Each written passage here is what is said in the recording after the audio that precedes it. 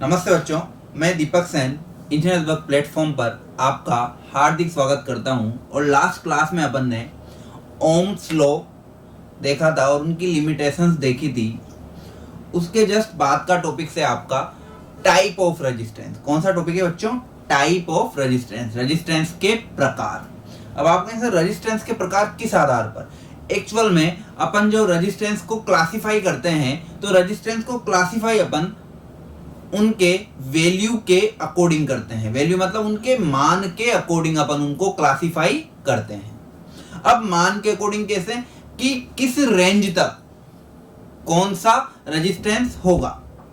तो एक रेंज है 0 से लेकर 100 किलो ओम और फिर उसके बाद। तो ये पूरी रेंज अपन ने देखनी है। तो अपन टाइप्स ऑफ रेजिस्टेंस को 3 प्रकार से क्लासिफाई कर सकते हैं। कितने प्रकार से? टोटल 3 टाइप्स हैं रेजिस्टेंस के। और कौन कौन से वो होंगे उनकी बात अपन करते हैं।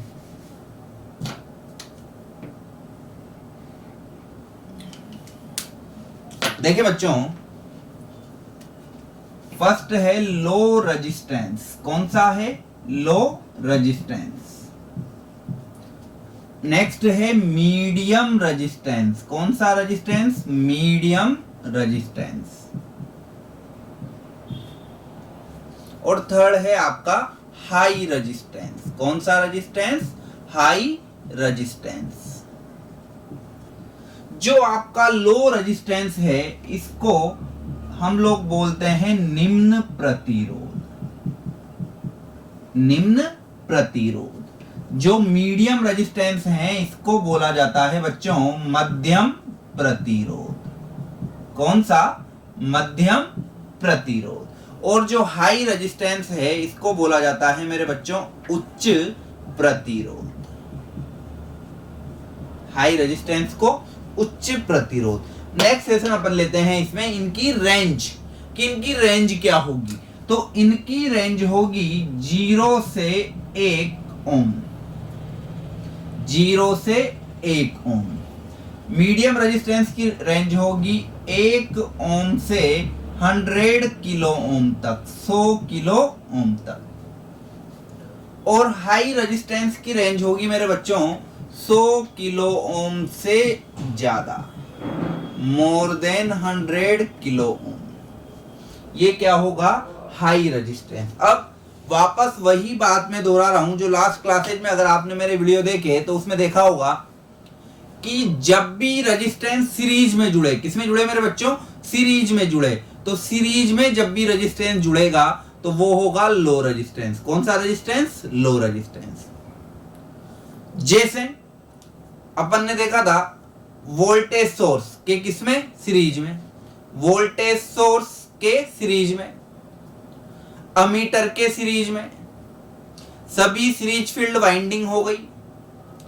और जितने भी इंटरनल रेजिस्टेंस हो गए वह सभी डिवाइसेज जो कि सीरीज में कनेक्ट होती है, उन सब के ही इंटरनल रेजिस्टेंस क्या होंगे? 0 से 1 ओम के मध्य।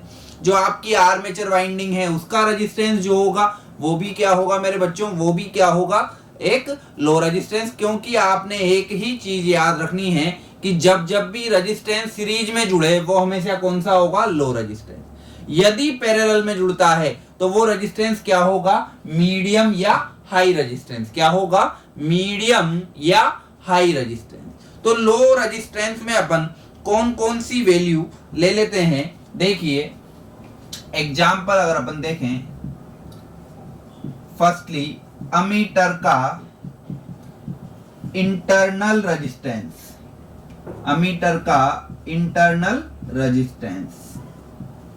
सेकंड अगर अपन देखें तो वोल्टेज सोर्स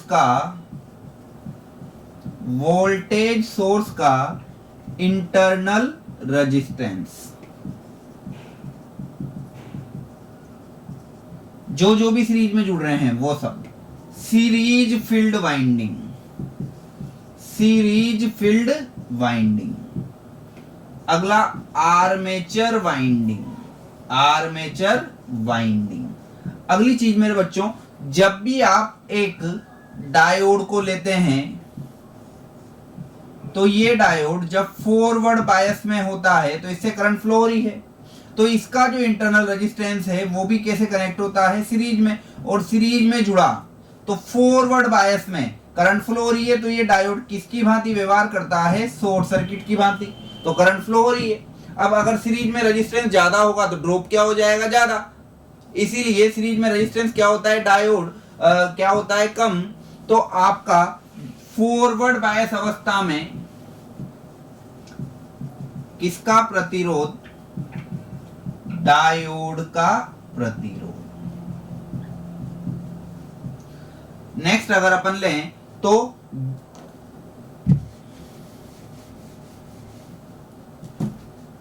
जो आपका बीजेटी है, बीजेटी का इनपुट इंपीडेंस, इनपुट साइड प्रतिबाधा, बीजेटी का इनपुट साइड अपन हमेशा कौन सा लेते हैं, बीजेटी के इनपुट साइड में करंट फ्लो होगी, और करंट अगर ज्यादा फ्लो करनी है तो रेजिस्टेंस क्या होना चाहिए, कम, तो कम से कम कितना, 0 से 1 ओम के बीच में, तो बीजेटी का इनपुट रेजिस्टेंस, या अपन बोल सकते हैं जो भी एफईटी होते हैं उनका आउटपुट, तो एफईटी का आउटपुट इंपीडेंस। समझे वापस इन दोनों चीजों को, जो एफईटी है ये है वोल्टेज, भाई एफ मतलब फील्ड, फील्ड का मतलब इलेक्ट्रिक फील्ड मींस वोल्टेज, तो ये है वोल्टेज कंट्रोल डिवाइस, और ये है बीजेटी बाइपोलर जंक्शन ट्रांजिस्टर, ये है करंट कंट्रोल डिवाइस। तो जो करंट कंट्रोल डिवाइस होगी उसमें इनपुट में करंट क्या देनी होगी, ज्यादा, तो और वो क्यों देनी होगी वो अपन इलेक्ट्रॉनिक डिवाइसेज में बात करेंगे। तो जो बीजेटी है, तो बीजेटी का जो इनपुट इंपीडेंस हो वो भी आपका कौन से बायस में होता है, फॉरवर्ड बायस में, या एफईटी का कौन सा आउटपुट इंपीडेंस हो वो भी किस में होता है, आपका लो रेजिस्टेंस की रेंज में। अगला चलें मीडियम रेजिस्टेंस। अब मेरे बच्चों मीडियम रेजिस्टेंस में केवल और केवल एक चीज याद रखनी है कि जितने भी आपके घरेलू उपकरण हैं, डोमेस्टिक अप्लायंसेज हैं, वो सब कौन से होते हैं, मीडियम रेजिस्टेंस। तो सभी डोमेस्टिक अप्लायंसेज जो भी आपको याद आते हैं, जैसे हीटर, गीजर, इमर्जन रोड, ये सब किस में आएंगे, आपके सभी घरेलू उपकरण किस में आएंगे, आपके सभी घरेलू उपकरण किस में आएंगे मेरे बच्चों, मीडियम रेजिस्टेंस में। जितने भी घरेलू उपकरण हैं सभी किस में आएंगे, मीडियम रेजिस्टेंस में। हीटर हो गया, गीजर हो गया, इमर्जन रोड हो गया, ये सब किस में आएंगे, मीडियम रेजिस्टेंस। ठीक है। नेक्स्ट अगर अपन बात करें, और साथ में एक चीज और, जनरेटर,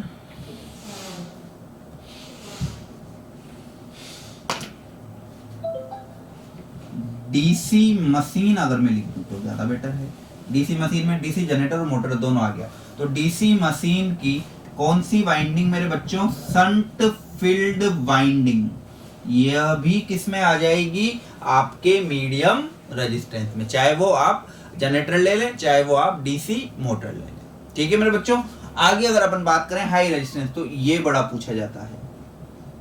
जितनी भी ट्रांसमिशन लाइनें हैं, जितने भी आपके घरों में जो भी वायर हैं, उनके ऊपर जो इंसुलेशन होता है वो हाई रेजिस्टेंस रखना होता है। क्यों? क्योंकि अगर आपने लो रेजिस्टेंस रखा तो करंट जाएगी ज्यादा, और ज्यादा करंट जाएगी तो उसका इंसुलेशन क्या हो जाएगा, पिघल जाएगा। तो उस इंसुलेशन पिघले नहीं, इसलिए उसका रेजिस्टेंस क्या कर दिया जाता है, बढ़ा दिया जाता है। तो आप लिख सकते हैं सभी ट्रांसमिशन लाइंस के इंसुलेशन, आवरण जो उनका बाहर है। नेक्स्ट आप कह सकते हैं इसका जस्ट अपोजिट कर दो, अमीटर की जगह क्या लिख देंगे अपन, वोल्ट मीटर का इंटरनल रेजिस्टेंस। आगे चलें तो आगे अपन देख सकते हैं करंट सोर्स का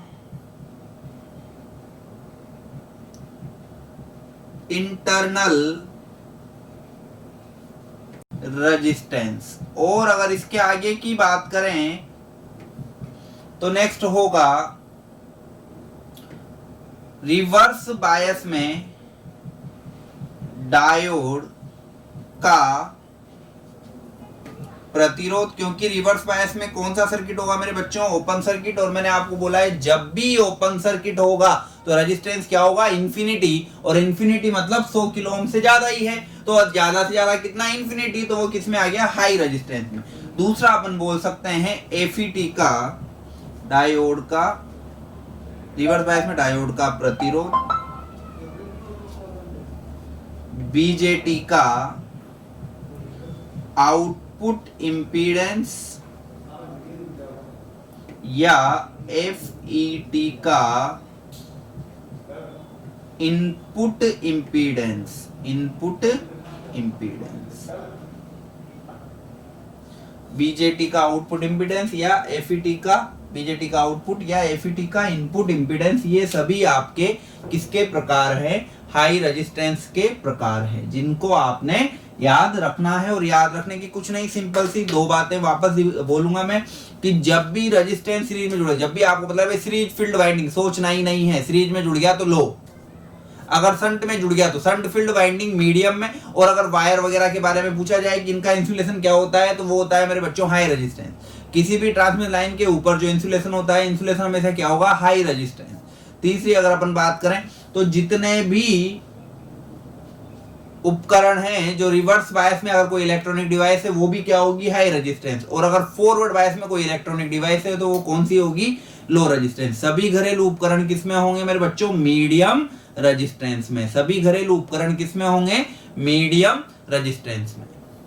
तो यह जो एक आपका टाइप है, ये टाइप है आपका किसका? टाइप्स ऑफ रेजिस्टेंस, रेजिस्टेंस के प्रकार का, जो अपन ने मापना है। अब इनको मेजरिंग करने के लिए कौन से मेथड आवश्यक होते हैं, उनकी जस्ट इसके बाद अपन बात करते हैं।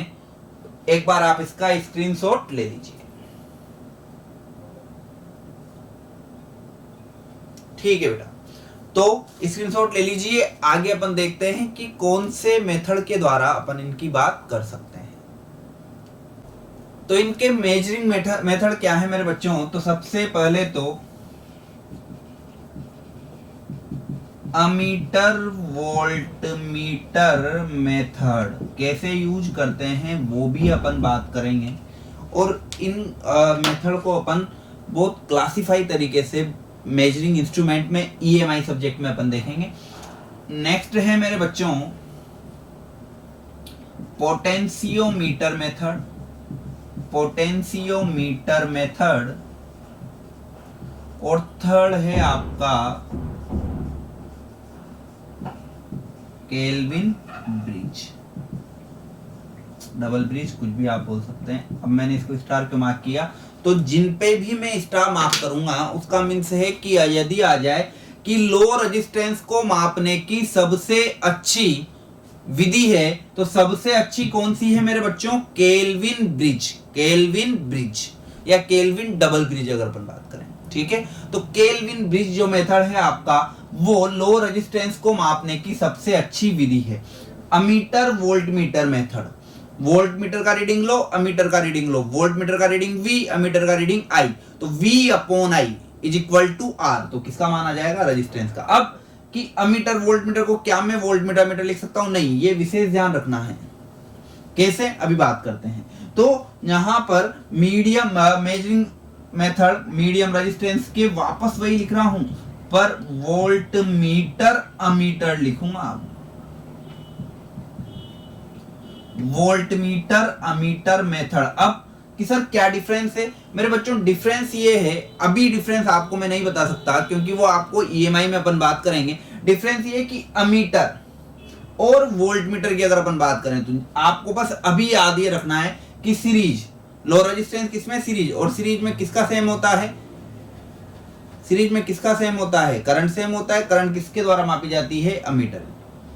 जब अपन शंट की बात करते हैं तो शंट अपन ने किस में लिया था, मीडियम में। तो शंट का मींस पैरेलल, पैरेलल का मतलब क्या हुआ, वोल्टमीटर। तो पहले क्या आएगा, वोल्टमीटर। ये याद रखने वाली बात है मेरे बच्चों कि यदि आपका मीडियम रेजिस्टेंस में दोनों ऑप्शन है तो वोल्टमीटर अमीटर सही होगा, और अगर लो रेजिस्टेंस है तो अमीटर वोल्टमीटर सही होगा।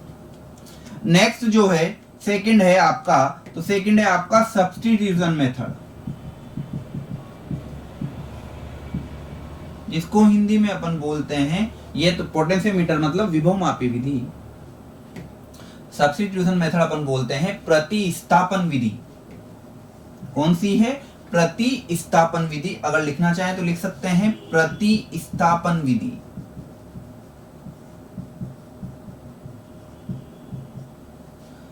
नेक्स्ट और सबसे वोल्टमीटर मीटर हो गया, सब्स्टिट्यूशन हो गया, पोटेंशियोमीटर भी इसमें लिख सकते हैं। पर आपको महत्वपूर्ण याद रखना है, क्या सबसे महत्वपूर्ण क्या है जो आप पढ़ते आए हैं, क्या है मेरे बच्चों, व्हीटस्टोन ब्रिज। तो अब याद क्या रखना है, वापस स्टार मार्क कर दिया, मींस मीडियम रेजिस्टेंस को मापने की, मीडियम रेजिस्टेंस को मापने की सबसे अच्छी विधि कौन सी है मेरे बच्चों, कौन सी है मेरे बच्चों, व्हीटस्टोन ब्रिज। और अगर आप कह जाए ओम मीटर किसका है, तो ओम मीटर भी इसका है। तो आप नेक्स्ट लिख सकते हैं कि ओम मीटर जो है वो भी इसी का ही है, तो ओम मीटर मेथड भी आपका किसका है मेरे बच्चों, मीडियम रेजिस्टेंस का। और ये डायरेक्ट कैलकुलेटिंग मेथड है, इसमें आप केवल आपने क्या किया, रेजिस्टेंस के दोनों साइड टच किया और आपको डायरेक्ट रीडिंग ये देगा। तो डायरेक्ट मेथड तो कौन सा है, ओम मीटर वाला। और अगर आपको कैलकुलेट करना है तो सबसे अच्छा मेथड कौन सा है, मैंने जिन पे स्टार लगाया है, व्हीटस्टोन ब्रिज। अगर मेजरिंग मेथड लूं हाई रेजिस्टेंस के, तो हाई रेजिस्टेंस के लिए मेजरिंग मेथड सबसे फर्स्ट तो है मेरे बच्चों loss of charge method, loss of charge method, जिसको हिंदी में अगर अपन बात करें तो आवेश हानि विधि। सबसे अच्छा अगर पूछ लें, और कई बार पूछा गया है, मेगर, मेगर ये सर्वोत्तम विधि है किसका, लो रेजिस्टेंस का। और ये इस तरीके से नहीं पूछा जाएगा, ये इस तरीके से पूछा जाएगा कि किसी भी ट्रांसमिशन लाइन के इंसुलेशन का रेजिस्टेंस मुझे मेजर करना है, तो उसके लिए सबसे अच्छी विधि कौन सी है। और मैंने ट्रांसमिशन लाइन का इंसुलेशन किसमें लिखाया है, हाई रेजिस्टेंस में। तो सबसे अच्छी विधि कौन सी है, मेगर। सबसे अच्छी विधि कौन सी है, मेगर। या फिर एक और आप ले सकते हैं, मेगा ओम मीटर मेथड। कौन सा मेथड मेरे बच्चों, mega ohm meter method, mega ohm meter method आप इसमें ले सकते हैं। तो ये सभी आपके मापने के मेथड हैं। एक और हो सकता है डायरेक्ट डिप्लेक्शन मेथड अपन ले सकते हैं, डायरेक्ट मतलब सीधे से अपन क्या करते हैं, डिप्लेशन मेथड ले सकते हैं। तो एक और लिख सकते हैं आप चाहें तो, महत्वपूर्ण तो यही है। फोर्थ क्या है, डायरेक्ट, ज्यादा नहीं पूछा जाता, तो डायरेक्ट डिप्लेशन मेथड। ये भी किसका होगा आपके, ये भी किसका होगा, लो रेजिस्टेंस का आपका, सॉरी हाई रेजिस्टेंस मापने की ये सब विधियां हैं। तो एक बार आप देखें, वापस देखते हैं, लो रेजिस्टेंस सीरीज में जितने भी रेजिस्टेंस है सब क्या होंगे, लो। मेजरिंग मेथड कौन से, अमीटर, वोल्टमीटर, पोटेंशियोमीटर और केल्विन ब्रिज। अगर अमीटर पहले आ गया तो लो, और वोल्टमीटर पहले आया तो मीडियम। वो मीडियम रेजिस्टेंस मींस आपके घरेलू सभी उपकरण को मापने की विधि कौन सी है, voltmeter, ammeter, substitution, Wheatstone bridge और ओम मीटर मेथड। हाई रेजिस्टेंस सभी ट्रांसमिशन लाइनों के इंसुलेशन मापने की विधियां कौन सी है मेरे बच्चों, loss of charge method, megger, mega ohm meter और डायरेक्ट डिप्लेक्शन मेथड। तो ये एक छोटा सा टॉपिक है जो आज अपन ने कंप्लीट किया है। कई बार इनसे थियोरेटिकल प्रश्न पूछ लिए जाते हैं जो आपने याद रखने हैं। समझ आने का, याद रखने का तरीका वापस स्टेप वाइज अगर मैं रिवाइज करूं, लो रेजिस्टेंस सभी सीरीज या फॉरवर्ड बायस, मीडियम रेजिस्टेंस सभी घरेलू उपकरण, और आपका जो भी कोइल हो गई, एनवीआर कोइल होगी। अच्छा, एक जो स्टार मार्क कर लेना आप, लो रेजिस्टेंस में और एग्जांपल क्या भी लिख सकते हैं आप जब 2 पॉइंट स्टार्टर या 3 पॉइंट स्टार्टर देखते हैं तो इसमें एक कोइल होती है, OLR कोइल, वो भी इसका एग्जांपल है। Over load release coil, load का मीन्स क्या हुआ, करंट। तो जहां पे भी करंट की बात आएगी सब क्या होंगे, लो रेजिस्टेंस, क्योंकि सीरीज में करंट क्या होनी चाहिए, ज्यादा, तो रेजिस्टेंस क्या होना चाहिए, कम। और अगर यहां पे लें तो यहां पर आप ले सकते हो NVR कोइल, क्या ले सकते हैं, NVR, no voltage release coil.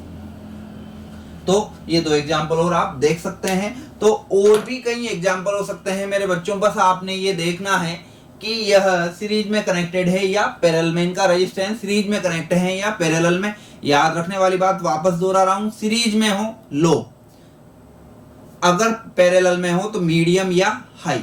अगर वाइंडिंग पैरेलल में हो तो शंट, और शंट का मींस किस में हो गई, वो आपकी मीडियम में। अगर रेजिस्टेंस पैरेलल में हो तो वो किस में आएगा, आपका हाई में। रेजिस्टेंस पैरेलल, भाई वोल्टमीटर किस में यूज करते हैं, पैरेलल में, तो उसका इंटरनल रेजिस्टेंस जो होगा वो पैरेलल में होगा। साथ ही हाँ, अगर आपको अमीटर की रेंज बढ़ानी है तो आप उसके पैरेलल में कौन सा रेजिस्टेंस जोड़ते हैं, लो रेजिस्टेंस।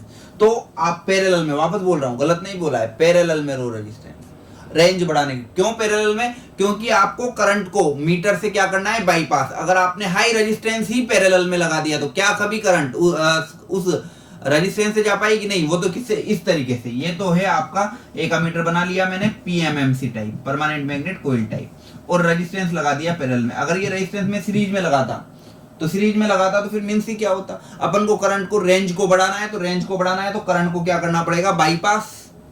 और करंट बाईपास इधर से कब गुजरेगी, जब इसका रेजिस्टेंस क्या हो, कम। तो एक और एग्जांपल आप क्या ले सकते हैं, अमीटर का रेंज बढ़ाने के लिए जोड़ा गया शंट प्रतिरोध। याद रखना, क्योंकि मैंने बोला कि शंट किस तरह, तो कंफ्यूजिंग हो गया, नहीं। अमीटर की रेंज बढ़ाना है तो अमीटर से ज्यादा करंट गई तो चक्कर पड़ जाएगा, तो करंट को क्या करना है, बाईपास। बाईपास करंट करनी है तो रेजिस्टेंस क्या होना चाहिए मेरे बच्चों, कम। इसी तरीके से आप जब वोल्ट मीटर की बात करते हैं तो वोल्ट मीटर में वोल्टेज ड्रॉप जितना ज्यादा होगा वही तो मेजर आपने करना है, कि भाई कितना वोल्टेज ड्रॉप हुआ है, वही वोल्ट मीटर से मेजर करना है। तो वोल्टेज ड्रॉप मेजर करना है तो मींस अगर पैरेलल में आपने रेजिस्टेंस लगा दिया तो वोल्टेज तो इक्वल हो गया, दिक्कत हो गई। तो रेंज बढ़ाने के लिए आप क्या चाहते हैं कि भाई अगर आपने पैरेलल में लगा दिया तो चक्कर पड़ जाएगा, तो आपने क्या किया, वोल्ट मीटर के सीरीज में लगाया। तो यहां पर वोल्ट मीटर का, किसका मेरे बच्चों, वोल्ट मीटर का कौन सा मल्टीप्लायर, सीरीज मल्टीप्लायर भी इसका एक एग्जाम्पल है। वोल्ट मीटर का सीरीज मल्टीप्लायर भी इसका एक एग्जाम्पल है। एनवीआर कोइल किसका है, मीडियम रेजिस्टेंस का। तो ये आपका एक छोटा सा टॉपिक है और बहुत महत्वपूर्ण टॉपिक है मेरे बच्चों। डायरेक्ट थियोरेटिकल प्रश्न इससे पूछ लिए जाते हैं। आप एसएससी में देखना कई बार मेगर के ऊपर आपसे प्रश्न पूछा गया है या केल्विन ब्रिज के ऊपर। अब ये मिक्स हो जाता है, क्यों, क्योंकि ये अपन किस में भी पढ़ेंगे, ईएमआई में भी, तो वहां दिक्कत नहीं आएगी आप, पर बताना इसलिए जरूरी है क्योंकि आप रेजिस्टेंस पढ़ रहे हैं। तो रेजिस्टेंस का हर एक टाइप अपन ने जो आपका रेजिस्टेंस टॉपिक स्टार्ट किया था उस टाइम पे ही मैं बता चुका हूं कि ये स्टेप आपकी रहेगी, तो उसी सीक्वेंस वाइज अपन चलते जा रहे हैं। और इसके नेक्स्ट क्लास में अपन देखेंगे क्या, कॉम्बिनेशन ऑफ रेजिस्टेंस, प्रतिरोधों का संयोजन। बहुत महत्वपूर्ण टॉपिक, पूरा न्यूमेरिकल टॉपिक है, जिसमें अपन सीरीज पैरेलल मिक्स कनेक्शन देखेंगे, सीरीज पैरेलल दोनों मिक्स देखेंगे, साथ में स्टार डेल्टा कनेक्शन देखेंगे, व्हीट स्टोन ब्रिज के कुछ क्वेश्चंस करेंगे। तो वो लगभग 3 से 4 क्लासेज के लिए आपका एक टॉपिक होगा। धन्यवाद।